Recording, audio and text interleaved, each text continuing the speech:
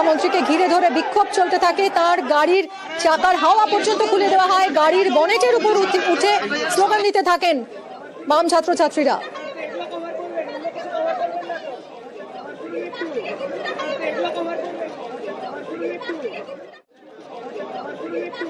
দফায় দফায় উত্তেজনা ছড়ায় ক্যাম্পাসে। এই মুহূর্তে আবারও উত্তেজনা ছড়িয়েছে এবং শিক্ষামন্ত্রী তিনি এই মুহূর্তে ক্যাম্পাসের ভিতরেই রয়েছেন।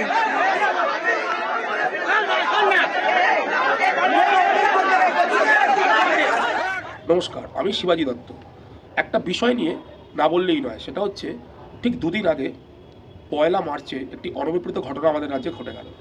সেটা হলো কি, যাদবপুর বিশ্ববিদ্যালয়ে আমাদের যে মাননীয় শিক্ষামন্ত্রী ওয়েব কুপার একটি সাংগঠনিক সভা ছিল। তিনি যাদবপুর বিশ্ববিদ্যালয়কে স্থান হিসাবে নির্বাচন করেছিলেন। তো সেখানে তিনি যখন বৈঠক করতে যাচ্ছিলেন, তখন যাদবপুর বিশ্ববিদ্যালয়ে ছাত্ররা বিক্ষোভ দেখাতে শুরু করে এবং তারা বিক্ষোভ দেখাতে তারা দাবি করতে থাকে যে অবিলম্বে ছাত্র নির্বাচন করা উচিত। তো এক্ষেত্রে আমাদের সকলের প্রশ্ন যে এই যে একটা গুরুত্বপূর্ণ বৈঠক, তার জন্য যাদবপুর বিশ্ববিদ্যালয়কে যে আমাদের স্থান হিসাবে ব্যবহার করা, এটা কতটা যুক্তিসঙ্গত? কারণ যাদবপুর বিশ্ববিদ্যালয় ধারাবাহিকভাবে এরকম আন্দোলন গড়ে তুলেছে এবং সেই আন্দোলনের মধ্যে যথেষ্ট পরিমাণে উত্তেজনা থাকে। এবং এখানে আমাদের পর্যালোচনা করে দেখেছি সকলে যে তথ্যবীক্ষণ মহলে একটা ছবি ছড়িয়েছে যে একটি ছাত্র, তো সেই ছাত্রটি নাকি যখন শিক্ষামন্ত্রী গাড়ি করে যাচ্ছিলেন, তখন নাকি শিক্ষামন্ত্রী গাড়ি ওই ছাত্রটির উপর দিয়ে চলে গেছে বলে এটা অভিযোগ করে এসএফআই বা ওই তথাকথিত বাম বা অতি বাম বলে যে সংগঠনগুলো, তারা একত্রিত হয়ে এটা অভিযোগ করে। কিন্তু এখন সত্যি কোনটা মিথ্যা কথা তার মধ্যে যাচ্ছি না।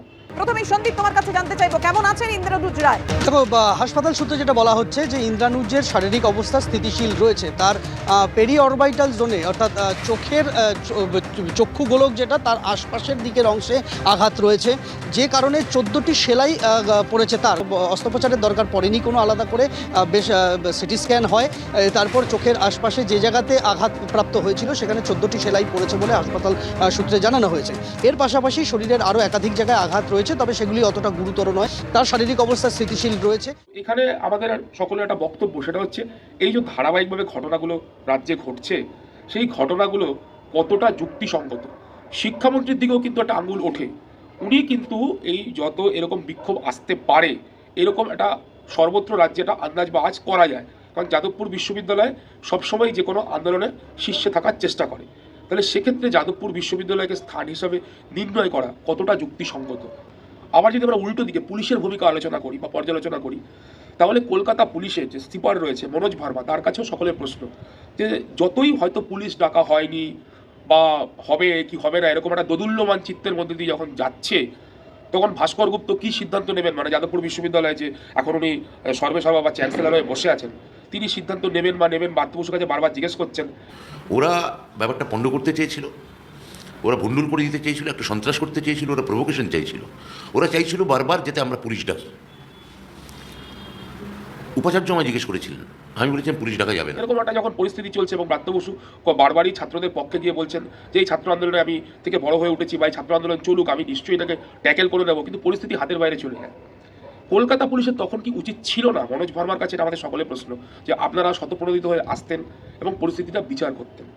এটা কিন্তু ওনার একটা ব্যর্থতার দিক বলেই চিহ্নিত হয়ে থাকলো।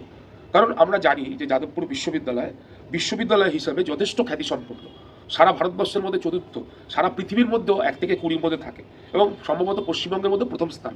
তাহলে সেক্ষেত্রে যাদবপুর বিশ্ববিদ্যালয়ের মতো একটা তথাকথিত বিশ্ববিদ্যালয়, যেখানে প্রচুর ছেলে মেয়ে পড়তে আসে, তাদের কেরিয়ার তৈরি করে, এরকম একটা ঘটনা ঘটানো হলো, সংবাদের শিরোনামে এনে দেওয়া হলো এবং আমাদের শিক্ষা ব্যবস্থাকে প্রশ্নের মুখে ঠেলে দেওয়া হলো। এটা ঠিক যে নির্বাচন হোক বা না হোক, সেটা রাজ্য সরকারের অবশ্যই বিবেচনা করা উচিত, যদি দেরি হয় তাহলে করা উচিত, কিন্তু শিক্ষামন্ত্রীকেও এটা ভাবতে হবে যে তার কিছু সিদ্ধান্ত পরবর্তীকালে প্রশ্নচিহ্নের মুখে উঠছে না তো, এখন তাতেও চিন্তাভাবনা করতে হবে। পুলিশ কমিশনার বা পুলিশকেও যথেষ্ট দায়িত্ব সচেতন হতে হবে, কারণ এইরকম ঘটনা যদি বারবার ঘটতে থাকে তাহলে রাজ্যের শিক্ষা ব্যবস্থার উপর কিন্তু এটা কালো দাগ হিসাবে চিহ্নিত হয়ে থাকে।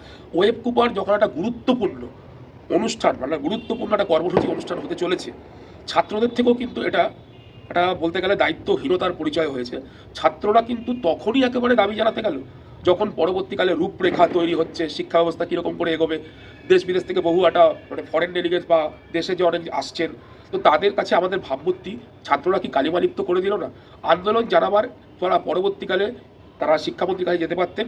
তাদের অনেক অভিযোগ আছে, হয়তো সেটা শিক্ষামন্ত্রী শুনেছেন বা না শুনেছেন সেটা পরের কথা, কিন্তু তারা এইভাবে একটা আন্দোলন করার জন্য এবং বেশ কিছু হিংসাত্মক আন্দোলন করার জন্য তারা সেদিন ওয়েব কুপার সমাবেশটাকেই বেছে নিলেন, অন্য কোনো দিনকে তারা করতে পারতেন না।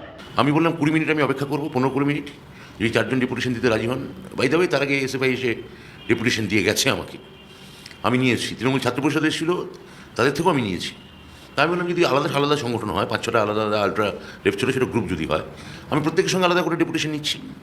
কিন্তু ওদের দাবি যে ওই সবকটা গ্রুপ মিলে একসঙ্গে যে 40-50 জন আছে, সবার সঙ্গে একসঙ্গে বসে তক্ষুনি ডেট জানাতে হবে। এটা আমার পক্ষে সম্ভব ছিল না।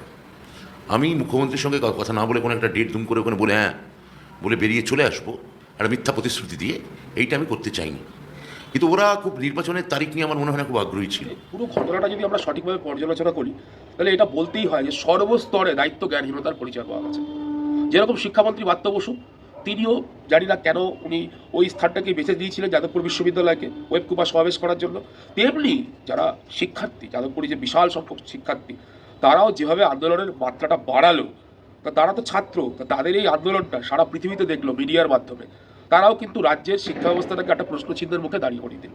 এবং পুলিশের ভূমিকাটাও কিন্তু সন্দেহের ঊর্ধ্বে নয়, এবং তারাও কিন্তু যথাযোগ্য ব্যবস্থা নিতে পারত।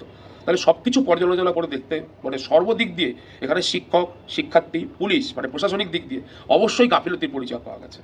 একজন সৎ, নির্ভীক, নিরপেক্ষ একজন মানুষ হিসাবে আমরা বলতে পারি যে এই সব ঘটনাগুলো যত ঘটবে, রাজ্যের যে শিক্ষা ব্যবস্থার যে কালো দিকটা তত আরও প্রকট হবে। এটা হয়তো পরবর্তীকালে আমি প্রশাসনের কাছে এবং পরবর্তীকালে মাননীয় শিক্ষামন্ত্রী বাদ্যবাবুর কাছে এবং যাদবপুরে যে বিশাল ছাত্র সমাজ আছে যারা নিজেদেরকে সুশীল সমাজ বলে দাবি করে বা বিপ্লবের আতুরঘর তারা যাদবপুর বলে, তারাও ভাবনা চিন্তা করবে এবং তারা একটা সুষ্ঠু সমাধানের পথে তারা এগিয়ে আসবে। ছাত্র নির্বাচন হোক, এটা আমরা সকলেই দাবি করি। ওয়েব কুপার নির্বাচনও বা ওয়েব কুপার সমাবেশ বা ওয়েব কুপার বৈঠক যাই বলি না কেন, বা পরবর্তীকালে রূপরেখা অত্যন্ত সুষ্ঠুভাবে অনুষ্ঠিত হোক এবং পুলিশ যেন তারা চারিদিক থেকে যে কী ঘটতে চলেছে সে নিয়েও তারা যথেষ্ট ওয়াকিবহল থাকে। নমস্কার।